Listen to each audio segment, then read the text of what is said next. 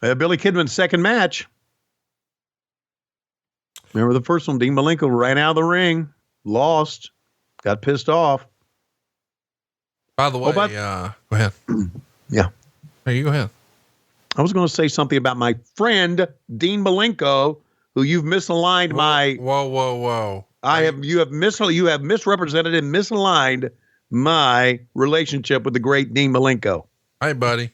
And they don't mean that y'all got in a brawl in catering. That's no, that's a lie. You a lie. I'm not a lie. That's you what a lie. happened. You a motherfucking lie. I didn't get in a brawl in catering Dean Malenko because he's old and I'd beat his ass. But rather than that, Dean and I are friends. So I just want to put that out there. I just want to tell the truth here. Mm-hmm. That's not what happened. You a lie. I ask anybody who was there. Yeah. Okay. Seriously, ask anybody who was there, and they will tell you for sure that you and Dean Malenko came to blows. Mm-hmm. I think it was early December. So as we're talking now, roughly 6 weeks ago, and I'm glad to hear that you guys have tried to patch things up, but don't you go fucking pissing up my leg and tell me it's raining. I'm pissing up your leg and telling you a lie. I would never fight. I would never go to blows to anybody in catering unless it was for the last piece of pumpkin pie. I was told that you got up in his face and said something like, "Don't start no shit, won't be no shit." No, you a lie. And whoever told you that's a lie. I feel like we should mention that,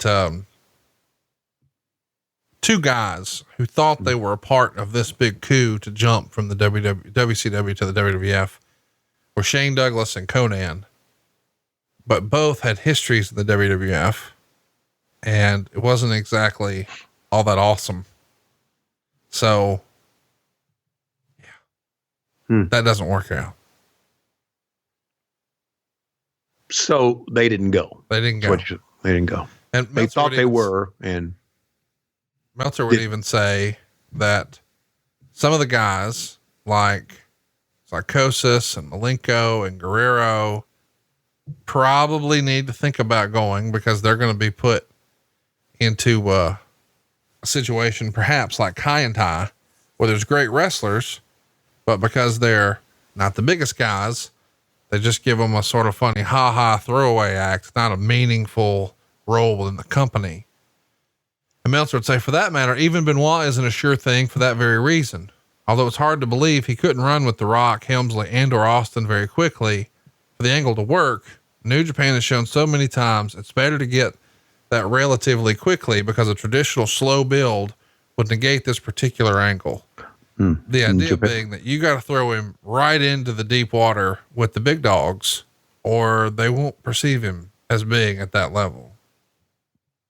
And that turned out to be the case. It took a while. You know, he makes the jump here in 2000, doesn't become their champion until 2004. So it takes a while. Mm-hmm. We should also mention that Jeff Jarrett and Scott Steiner also went to Bush, not so much in protest to Sullivan, but to express their feelings that Russo hadn't been given a fair shake. And we know Jeff Jarrett was definitely loyal to Vince Russo. I don't know much about the Scott Steiner Vince Russo relationship. What can you tell us about that? I don't know anything. I know Scott Steiner feels that his best run as a singles competitor was when he was named Big Papa Pump, and that came from Vince Russo. That's the only thing I can tell you about that. That seems to me would be the reason that Scott would go to him. I mean, Jeff Jarrett was obviously Russo's guy, but Big Papa Pump, Scott Steiner felt Big Papa Pump was there and was the big reason he was a champion and was the best time he had in the business, and he credits Russo for that. It's crazy to think that the two guys we're watching in the ring right here, literally earlier in the day, tried to leave. And here they are on pay-per-view. Both being recruited and pulled in different directions. Kidman being promised a U.S. title run. Nash saying he'll work on getting Perry Saturn a spot in the NWO. We should mention the next day, before Nitro, Bush met with the Revolution members and Benoit. And it's written, by this point, while nothing was final, it did appear that Kidman's support of the group was wavering, and neither Guerrero or Conan were at the show. Bush promised to compromise, saying he wasn't going to fire Sullivan from the company because he's got a family to support, but he suggested that Sullivan be made the booker of the WCW Saturday Night Show. And the wrestlers were told they would never have to work the Saturday night tapings if they stayed, and thus Sullivan would have no power over their booking. He also asked the group who they thought would make the strongest booking team, and they suggested Terry Taylor, Arn Anderson, and Vince Russo, and the meeting ended amicably with what they thought was a compromise deal. Later in the afternoon, Bush called them in for a second meeting and told them all, except Benoit, who the TV show was scheduled to be built around as the new world champion, that they were being sent home, perhaps partially because the group had filed a complaint with the Human Resources Department of Time Warner against the road agent Mike Graham. Plan was that the heel commissioner Nash was going to force Benoit into 3 title defenses on the show with Brian Knobbs, Lex Luger, and a third person whose name we're not sure of. And Benoit was going to win all 3 matches. So clearly they're trying to play to his ego and giving him the monster push to break away from the group, which would break the opposition to Sullivan. And management felt this was going to work because there didn't appear to be any major hesitation in putting the title on Benoit the previous day. Benoit instead said if they're being sent home, he was leaving and that they were together as a group. And when Bush threatened that if he left with the group, he'd be stripped of the title, he didn't hesitate in saying he was staying with the group. And at this point, if they all wanted their full release for the company because they needed to get rid of Sullivan. So the report is that Benoit threw the belt in a garbage can and stormed off before Nitro started, but that's incorrect. He's saying they stayed backstage for some time before the company got them new plane tickets home. And then Benoit just handed the belt to Nick Patrick before leaving. Sounds like to me, Meltzer had everyone's phone tapped. He's talking as if he was standing back there when all this happened. Well, he's getting calls from multiple guys giving the scoop. Not you. Fuck, you're oblivious. You're goddamn right, but it's best to be oblivious. It's fucking best to be oblivious to this bullshit. You can't do your job if you're listening to everybody chirp. Chirp. I should mention the HR thing with Mike Graham. We've talked about that a little bit. When did you first hear that story? Here on the show? Yes.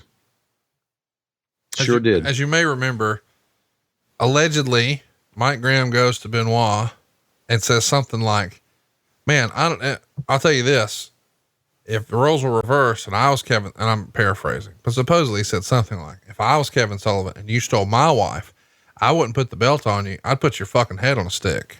Mm-hmm. And then of course they told HR and boom, that's all she wrote.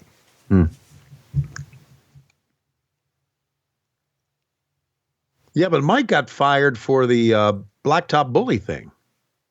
Yeah, he was brought back by this point. He was? Yeah. Okay. All right. Mike was a very volatile guy. And he came from the old school shit, with his dad, and Booker's ruled everything. And it was, did you see Kidman's head hit the, right there? Fuck. Sold the head too. Sold the head. He did. He reached the, if you go to Vegas, I'm gonna get somebody to sell the head. Oh boy, that's good. So when are we going? Oh, wait a second. We've got to, when are you coming back from Vegas? On Monday, the 3rd. Which means we either got to do our, podcast before or do it during. And the last time you got obliterated. So yeah. And then we had a lot of people leave. Didn't want to listen to me anymore after they said Schiavone was too fucked up to do the podcast. Fuck. There's 52 shows a year. Speaking of fucked up, that was a fucked up spot.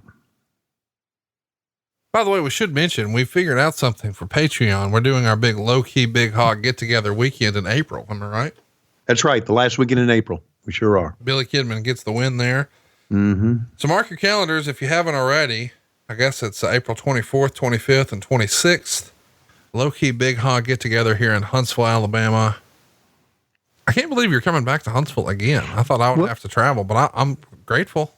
No, I thought we had really, I was thinking about it, and I said something to Dave about it, that we had such a good time in Huntsville last time. why change it up? We did. We had a lot of fun in Huntsville, and Huntsville's small town, small city, so to speak. And I had a great time, a lot of things to do. And maybe if we're lucky, they're going to, Rocket City Wrestling will be running that weekend too. Oh, here's what we need to do. We need to get Game Changer Wrestling to come run here. Yeah, why not? I'm just saying, can you imagine Tony Schiavone in the middle of a Mance Warner WCW reunion show and Nick Gage comes out and staples Effie's underwear to your head and Chris Dickinson picks you up and Schlack gives you a table shot. And Chris Dickinson's not going to do shit to me. You're a Chris Dickinson fan? No. I work for a major wrestling company. They ain't going to do shit to me. Oh, really? Yeah, really. I have it on good authority. Look at this shit. How about this? Suckers got to know. I'm going to play the audio from this. Okay, just lay out. Please. You know it, man. I'm down for mine. See you later, baby. You'll be good, all right? Yeah, home. That's where I am. You know, Booker T, I hope I got your attention. I know you're wondering, what am I doing here? Check out the mother, man. You know, this is where we come from. You know, look at this. A lot of people might think this is just a lot of boxes, shoes, or whatever thrown together. No, this is somebody's home. This is the ghetto. This is where I come from. This is what I'm proud of. And I know this is what you want to forget. But I ain't never gonna let you forget. Because this is what we are. Not too much, brother. How you been doing, man? Same old, same old. Hey, what Stevie Ray, man. What's brother? I don't know, man. How you doing? What's up, dog? What's up, man? Stevie Ray, what's up, man? What you up to, brother? Same old, man. How you been doing? Booker T, man. You don't come around no more. Man. He just don't come around no more. Sure. But hey, you know, that's all good, man. We're gonna go shoot the ball later. You know what I'm saying? You the man, you the man, Steve. See that Booker T? You the man, dog. Forgot about him, huh? Them your boys, them your friends, your real friends. The friends you forgot about. But I ain't gonna never let you forget that. You know, Booker T, you remember this barbershop? Yeah, we used to have a lot of fun in here getting our haircut, getting our fades. You know how we used to do it? Well, Mr. Harris still asks us about you. You know what he wants to know? Where are you, man? Why you don't ever come around no more? Well, you know, I told him the same thing I told every other brother around here on the hood, man. You ain't got time. What I said to you Monday, that was from my heart. That was real. You remember that. You turned your back on the hood. I'm turning my back on you. You turned your back on the hood. I'm turning my back on you. An interesting vignette to prove that Booker T has forgotten his roots. Here he is with Stevie Ray. What do you think Mean Gene's saying right now? Stevie Ray, you just talked about being in the hood and Booker T turned his back, but you were wearing a Mercedes-Benz hat. Yeah, that's because I went there in a Mercedes-Benz. So what you think about that, sucker? I drive a Mercedes-Benz now because I took Bill Bush for all the money in the world that he had. And the fact is that I can't work as well as Booker T, but I still make a lot of jack. You know what I mean? So yeah, I did wear that hat because suckers got to know. You understand? Didn't it look fucked up to you? Did you just fart? No, it's my chair. Sure it is. No, it is. I've never heard an old man fart, but I assume it sounds like an old creaky chair. You never heard your dad fart? My dad doesn't do that. Oh, your dad doesn't fart? No, we're a classy family. Right. What does that mean? Well, it means you're full of shit is what that means. But that's common knowledge. And we see Booker T wearing a top here. He's got a second, and Stevie Ray here with his black and silver on. I guess this is as old school as it gets, huh? To have brothers wrestling each other, taking each other toe to toe. Man, Midnight was. She'd be tussle worthy for you. Whew. I think she'd break it off in you. Whew. I think she would be saying, I'm going to stand up in on Tony Schiavone. Stand up in him. By the way, this match is going to go 6 minutes and 30 seconds. It's going to get a quarter star. Ooh. And there's going to be something interesting happen here. Oh, okay. Can't wait. I can tell you're pretty excited about it. I am. As you can tell, the fans are not excited about much in this match. Fans are not into anything here. By the way, we should mention that this pay-per-view has a lot of paper.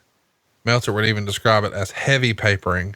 But it does have a sold out house of 14,132 fans. So we're calling it sold out because there's 14,000 and change here, but only 7,000 paid for their tickets. The gate's $238,000, $45,000 in merchandise, which these days would be like 8 replica belts. You know, you always had to be, I always thought, tell me if I'm wrong. You're wrong. I always thought that you had to be careful about papering. I mean, yeah, you wanted to paper because you wanted a big crowd, but if you had 7,000 papering, then the 7,000 people who bought their ticket, more than likely, a lot of them are going to get wind of it, and they're going to get pissed off that they paid for it and everybody else got in for free. I always thought that was kind of a fine line there. Yeah, you set a precedent that you don't have to pay for tickets, and then it's hard to come back and sell them. Sure is. And Cincinnati was always Cincinnati was a great Crockett town. Was this a no disqualification match? Or did the referee just turn his head? It's a singles match, but there is going to be a DQ. Because he just got thrown over the top rope. Oh, this isn't Bill Watts era. What the fuck? That's not illegal anymore. Okay. Well, then what are the rules? We had no rules. Oh, Jesus. We had no rule. You got to have rules, right? By the way, I told our gimmick attorney that you were in. Yeah. He said, "Is this real life? At this time tomorrow, I'll be itching to go back. For now, I need some goddamn sleep and to wash all this glitter and regret off of my clothes."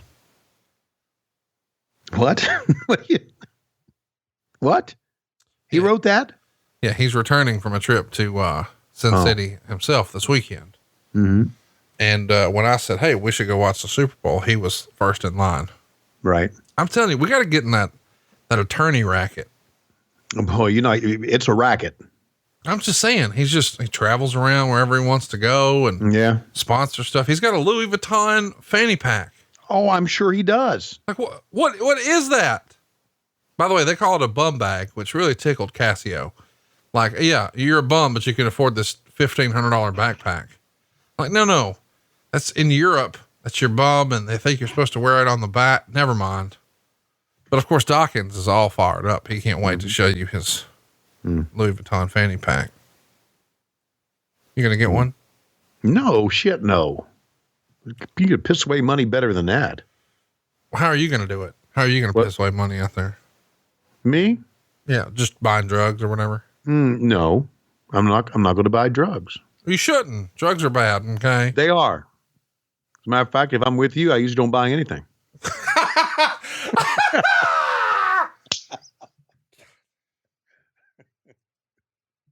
That man will be paying today. Which one? The big guy over here. I don't know what it feels like for someone else to pay. It happens so infrequently. I know. And I feel guilty about no, you don't offering to pay. You brag about it here on the show.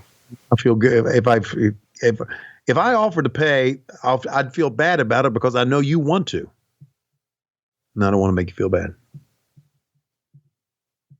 So that's why I don't pay.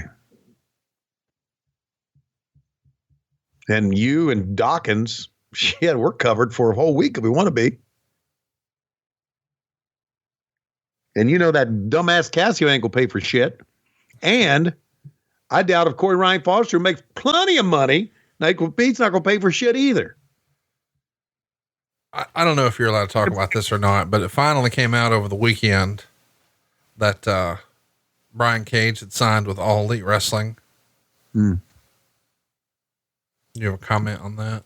No, I don't. I figure you would. Since you're in the belly of the beast. What's funny is I feel like a lot of people are really surprised by that, but then it's like, aren't you paying attention?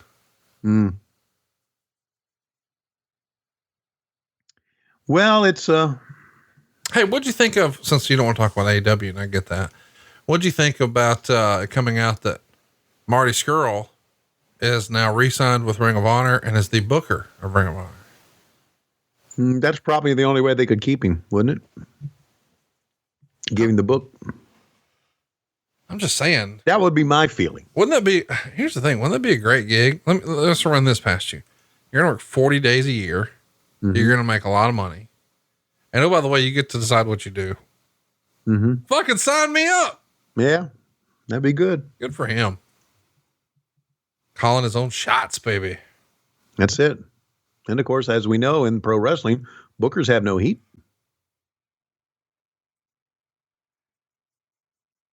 And who does have heat? What's this? What the fuck? You're not in the loop on this? Oh yeah, that's Big T. That is. Fuck, it is. Ahmed Johnson. Yes. And the crowd is chanting Ahmed, and he looks like he ate Ahmed.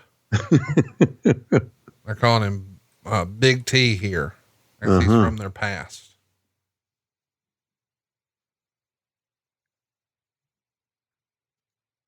Watch out.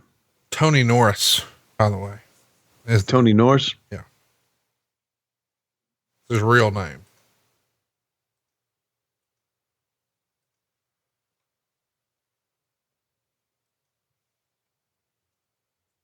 Booker T really stands out head and shoulders here, does he not? Mm-hmm.